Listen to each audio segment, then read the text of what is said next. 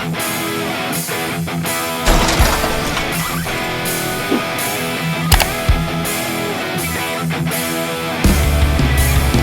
on, son.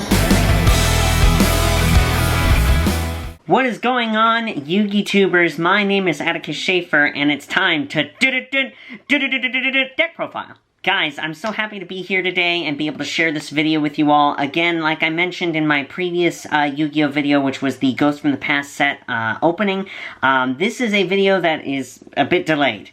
I meant to bring this video out much sooner than what I actually am, but hey, better late than never, right? So today, I'm coming at you guys with my deck profile for my Cyber Dragon deck that I played in the April 2021 Yu-Gi-Oh! Remote Duel Extravaganza. I love playing Yu-Gi-Oh! I've been playing Yu-Gi-Oh! Off and on since I was 5 years old. I have been playing competitively. That doesn't mean I've been doing well competitively, but I've been having a lot of fun as I get to try out the different decks throughout the years. I've played everything from M-Cole40's Gadget Stun deck to Team Samurai X1's Hero deck. I love deck building. I love being able to play and be able to get tactile with my actual cards and the sleeves and the mats and everything like that. This is a passion of mine. This is a huge hobby of mine that I absolutely love, and I've been doing it for years. And Cyber Dragons is a deck that actually I fell in love with when I got beaten by it for the first time. Just the concept of what you can do with Cyber Dragon Core, the interaction with the various cyber spells and traps, and of course Cyber Dragon Infinity is just completely busted. And then nowadays with cards like Dragoon of Red Eyes and Zeus, Polish version of Zeus is Zeus. It's just insane. I love this deck. I remember back in 2019, I participated because my locals is an official tournament store from Konami. I was able to participate in their version of Worlds, but it's at locals, and it was just off the cuff, and you have to deal with the ban list that you're given. And I remember I chose to do Cyber Dragon. It was awesome at the time, and I've been playing Cyber Dragon off and on since then. Previous to this, earlier in this format, I was playing Dinosaurs, which I love. Excellent deck, but to me it has limitations. I haven't been playing it long enough to know all the ins and outs. Cyber Dragon I'm a lot more comfortable with, and that's why I decided to go with this deck. Now, this build I actually worked on with a guy named Hypothetical Gamer on Twitch, the Hypothetical Gamer. Awesome guy. He's trying to do Yu-Gi-Oh! Content creation as well. Wanted to give him a quick shout out because he collaborated with me on this deck profile, kind of helping me to understand the format at the time and what I was able to do with it. So, guys, without further ado, let's get into the deck profile. Oh, before we do that, actually, be sure to hang out till the end of the video, because if you do, I'm going to do a little bonus clip of me opening up my prize packs from this particular extravaganza. So, you don't want to miss it. Hang around for the end. Alrighty, my dear friends, here we are for Atticus Schaefer's first ever Yu-Gi-Oh! Deck profile here on the YouTube. So, I want to apologize in advance, there is a bit of a glare. I'm so sorry. But, hopefully it won't be too terrible. But, we're going to start off right, and here we go. So, Cyber Dragon deck profile, I'm a little bit over 40 cards, I believe, and that's just because of needing resources to combat the meta, especially when you're playing Cyber Dragons. This deck is absolutely legit. This deck, you know, if you use it the right way, if the situation develops or the game state develops in such a way where it is in your favor and you're able to out-resource your opponent, I mean, you're able to end on boards of, you know, 5 monsters, all of which have beefy attack and negates, and you can just really put the hurt on your opponent. So, this deck, of course, the main guy himself, Cyber Dragon, of course you have to go with the old school, or not the old school, the new school, dark version of Cyber Dragon, because it's cooler. Cyber Dragon, obviously, most of you out there know what he does. Cyber Dragon Core, which is, of course, the best card in the deck, in my opinion. This is your searcher. If you're able to open up with this card, you can essentially really control and manipulate the game state to whatever you want it to be. So there's combinations where you can go this into Rev System, Link Away for Almirage, bring it back with Rev System. Now you've got Verte, now you've got Dragoon. So this card, absolutely amazing card, excellent starter card.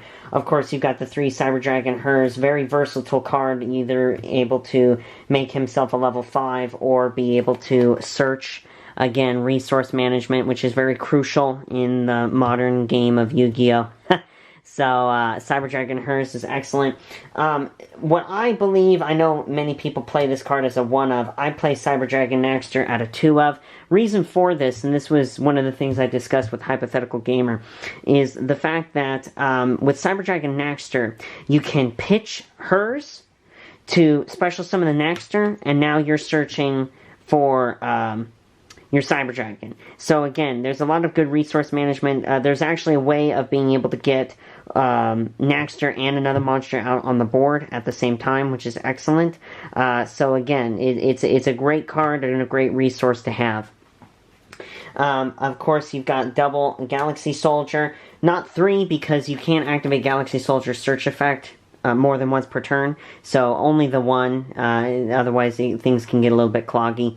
So, excellent card. It gets you to infinity faster, or excuse me, gets you to Nova, which gets you to infinity faster. Card in a resource that I absolutely love in this deck is double Jizakira. Jizakira, because he's a light machine, and with this deck, being able to contact fuse is absolutely insane.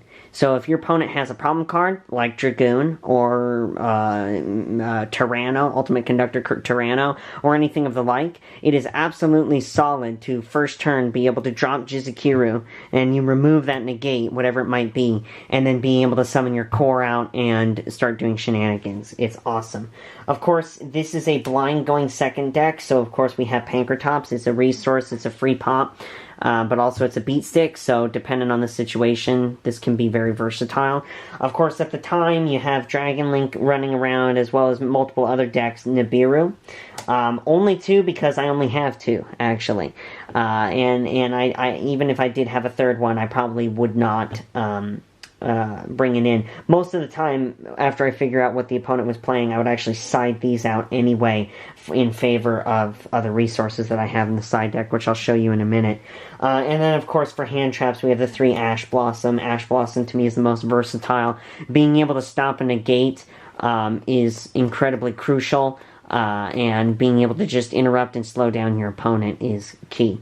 And then, of course, we have the Red Eyes package, so you have the Dark Magician and the Red Eyes B-Dragon, which are bricks, admittedly. But if you can get Dragoon out turn 1, you're in a very advantageous position.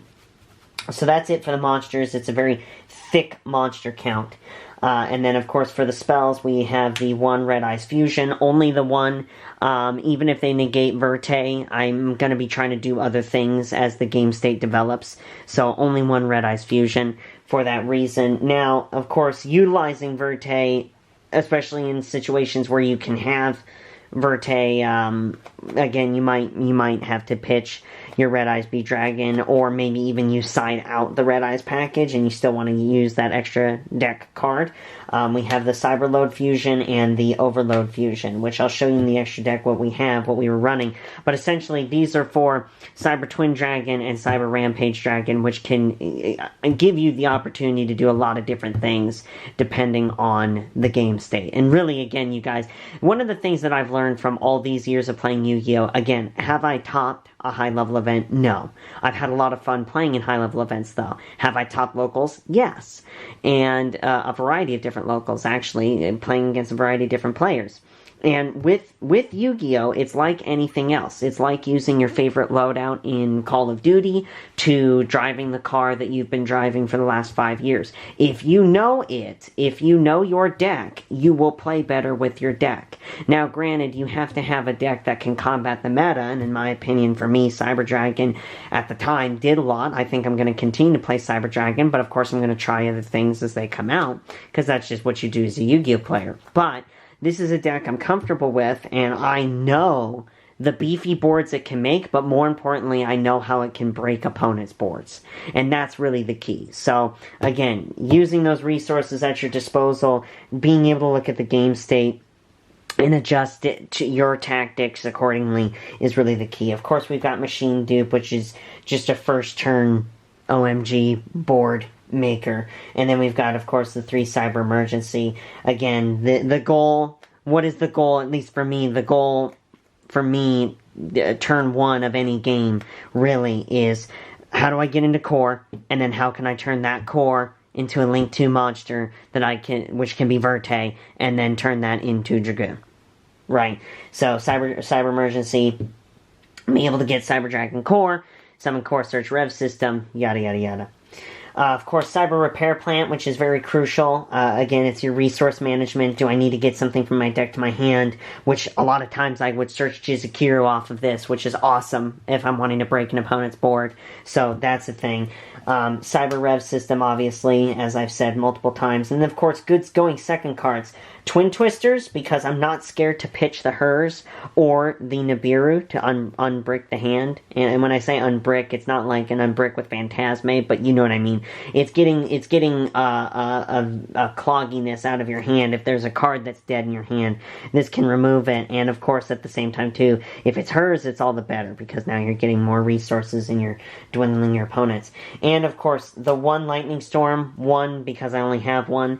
But this card definitely came in clutch when you're able to do first turn. Again, you're going second blindly, being able to just destroy a back row laden deck or destroy an opponent's established board. It's very helpful. And instead of having 2 more of these, have a Harpy's Feather Duster and a Raigeki. Again, in my opinion, these are better because they don't have the prerequisite that Lightning Storm has. So, being able to draw these, especially in a late game state, where I'm needing to do a big push, and maybe I have a decent board, but my opponent has a decent board, these cards can shift the balance very quickly. If I'm playing against Eldritch, this hurts a lot. If I'm playing against anything else, this hurts a lot. And this can hurt Eldritch too. So, that's the thing. So, that's it for the spells. Last 2 cards of the deck, which I believe are very solid. Cybernetic Overflow. This is another thing for Twin Twisters as well, is I can pitch another Cyber Dragon to be able to queue up this to do more. And then, of course, too, it's the 1 face down that I ever have. So if someone MSTs, Twin Twisters, Harpy's Feather Dust, or Lightning Storms, whatever they do to this back row, it gives me the advantage as well. So that is the main deck. I'm very happy with this build. I'm definitely going to be continuing to play with this build. As far as the extra deck is concerned, of course, we have the 1 Almirage. Very important for the main combo. We've got Link Spider, which is very solid in case there was something... Oh, this is for if they give you... This is if a dinosaur player gives you the token from Lost World. Alright, so you get Lost World token, and you think you're stuck. No, you just Link Spider it away. Now you're good to go. The other thing, too, is if you get the Nibiru token, and you don't want the Nibiru token for whatever reason, it's more advantageous to you to not have it than to have it Link Spider it away. You know, you're solid. So, and then of course, 1 Verte, obviously, 1 Cyber Dragon Seeger, obviously it's Cyber Dragons. There is a point in time where it's better to make this than this, if for whatever reason your opponent milled away one of your Red Eyes package, or you just need to get damage on the board quickly. This is a solid way of doing that. Because I run the yugiohs, and because of just the nature of Rogue, having to deal with the Earth Machine toolbox and or ABCs as well. I am playing the 2 Chimera Tech Fortress Dragon. It is hilarious to be able to contact fuse away your opponent's board, and then you're left with a beat stick that you just poke over. It's awesome. Of course, we've got the 1 Mega Fleet. Now, only 1 Mega Fleet, because Mega Fleet was generally the most advantageous, because it says a monster that's in the extra monster zone. Because of Master Rule 5, this changes this, where people are not dependent on that zone anymore, and therefore it's not as consistent to have that there. The other thing, too, is Sky Striker is not as rampant, so is there a situation for this? Yes, but it's not enough to have more than 1. I get more use out of my fortresses, especially with the yugiohs. If it wasn't for the yugiohs, that might be a different story. And then, of course, we've got the 1 Rampage Dragon and the 1 Cyber Twin Dragon. Again, situationally dependent on which one you want to bring out. This does a lot of damage. This can do a lot of damage, but in a different way. So again, it's up to you. It's up to your preference on how you do that. Of course, we got the 1 Dark Dragoon. Excellent, excellent card. Very busted card. If you can open with this card and they do not have an out, it is very highly likely you're going to win the duel. Of course, you've got the 2 Cyber Dragon Nova. We have many ways to get into Nova, which gives us many ways of getting into Infinity, which is very solid. Again, Omni-Negate card. There are multiple combos and multiple ways of being able to get into an Infinity and a Dragoon. Sometimes it takes a couple turns to do that, but it's doable. And again, the more pressure you can put on your opponent, especially in that late game state, is excellent. And of course, use the resources that you have at your disposal, Zoosh, because there is a time where you can have a double material Nova that you overlay with Infinity, that you then absorb a material, and then you go into Zeus, and your opponent cries. It's very funny. Unfortunately, in round 3 of the tournament, how it went before we get into the side deck, how the tournament play went was round 1 lost, round 2 won, round 3 I was playing against Dragon Link. We were taking it to the 3rd game, I had the advantage. And unfortunately, and this circles back to what I was saying earlier about knowing your deck, it was probably either a combination of fatigue and me just brain farting and not getting my combo order correctly. But I could have had Dragoon and a Nova on board. And I misplayed horrifically. And I went out of order of the combo, and I was not able to get Dragoon on the board. I wasn't even able to get into Verte, which absolutely stank. And, of course, because of that, my opponent, who had a decent hand, he was able to capitalize on that and just run me over. So, you have to know your deck. You have to know your deck. You have to know the ins and outs of your deck. You can't go and be constantly changing it all the time. You do need to play test, you do need to adjust your deck accordingly, but you can't go and constantly change it and then forget how you're supposed to run, or how your combo sequences are supposed to go. And the variety of those combo sequences. Don't get glued into one, and then when you have to adjust, you get hosed because you have a brain fart and your opponent takes advantage of it. And then Dragon Link just takes a giant dump on you. Anyway, moving on the side deck, up to personal preference, just giving you guys an idea of what I played at the time. 3 Solemn Strike. You never know when you're going to be forced to go first, and this is a great resource to have to interrupt your opponent's plays. Then, of course, you've got 3 Evenly Matched. This is good going first or going second, in my opinion, because you're able to just break your opponent's boards and really force them to choose what resources they want, especially when you're going against decks like Dragon Link that have a lot of interlocking combination. This can be very helpful. Of course, then you've got 3 Dark Ruler No More. Again, this is excellent for going first or going second, because you can have this card for the follow-up turn after you've set up your board, but you can also have this card to break your opponent's board going second, and that's primarily what it's used for. Then, of course, we've got 3 Phantasme. Now, the reason for Phantasme is, again, the unbricking of the hand, but also Link monsters have come back quite a bit. At least they did in April. And so being able to drop a beat stick on the board as well as unbrick your hand is very solid. This is the draw power of the deck. I don't have draw power in this deck. That is one of the huge disadvantages of the Cyber Dragon deck. You have a lot of searchability. You do not have draw power. This is your way of getting draw power. And then, of course, last 3 cards are Artifact Lancia. This is good against Dinos. This is good against Eldritch. This is good against Virtual World. This is a very good multi-resource card. And again, there's times where if someone is going to try to play around the Dragoon, if you are using Dragoon and they see that you're using Dragoon game 1, then you need to switch over to something different, and that's any one of these resources. So, alright, so that is it for the deck profile, you guys. Well, my dear friends, I hope you enjoyed this deck profile. I didn't quite mention it in the deck profile itself. I'm going to mention it here now. I wanted to just give you guys my results from the Extravaganza. So in the Extravaganza, I believe it was supposed to be a 9-round Swiss tournament. Might have been 10. I think it was 10. Don't quote me on that. If you were there, you remember. Anyway, I played 8 rounds. I played 8 rounds in this tournament, and unfortunately, I went X4. Now, it's one of those things where, you know, whatever happens, happens. You just kind of have to shrug it off, have fun, no matter what, and do what you gotta do.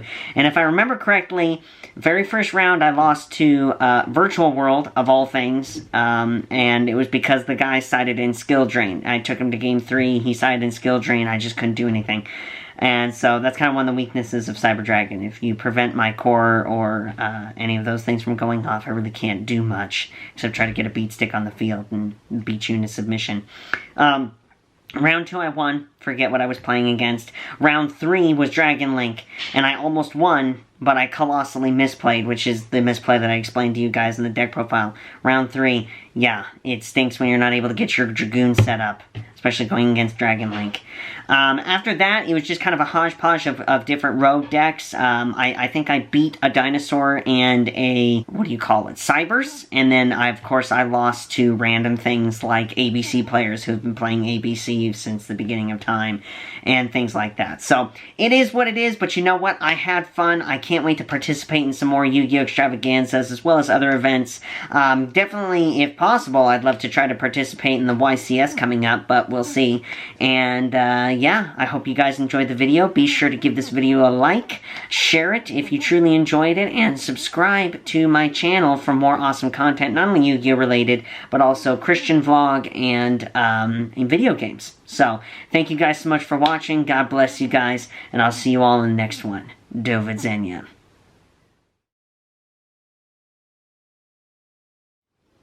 Alrighty, bonus clip time. Here are my prize packs that I got for participating in April's Remote Duel Extravaganza. Yes, I've been hanging on to them this long, not seeing what I've gotten yet. So give the video a thumbs up because of my stalwartness and dedication to you guys. Alright, so we got 2 Legendary Duelists, Rage of Ra. I think this is where 10,000 Dragon comes in? Maybe. That'd be really dope if we pulled one.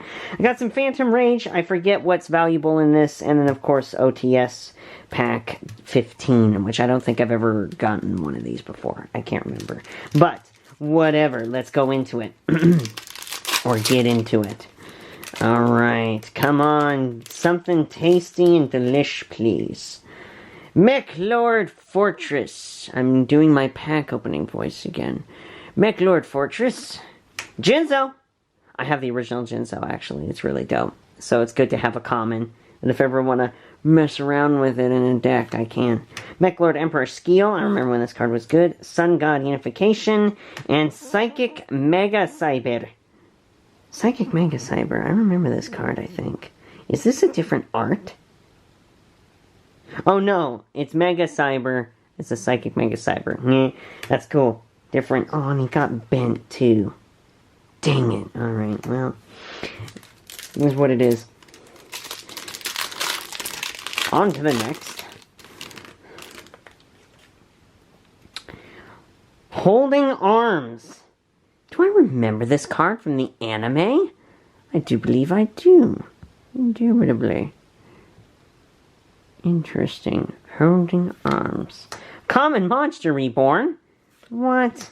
Granell. And Egyptian God Slime! Nice! You can actually use this in stun. I will take that. Sweet! And of course, Mound of the Bound Creator. This is cool. We got a God Slime. I'll take that. There's some value there.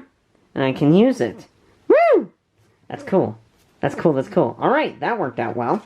Phantom Rage. What have you got for me? What goods and services await? Isn't this where Prosperity came in? Is it? Question mark. Let's see. Conjurer. UA Libro Spiker. Mutant Expansion. Dual Avatar Defeating Evil. And Dual Avatar Feet.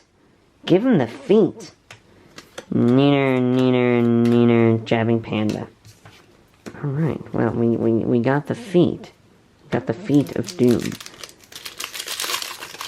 Alright, let's see here. Here. Tactical Trapper guy. Tasty. Dogmatism. Locker Room. Hinzume Hanabe. Raid Raptor Strangulanius. Interesting. Those super rare. Action. Cool. Other things.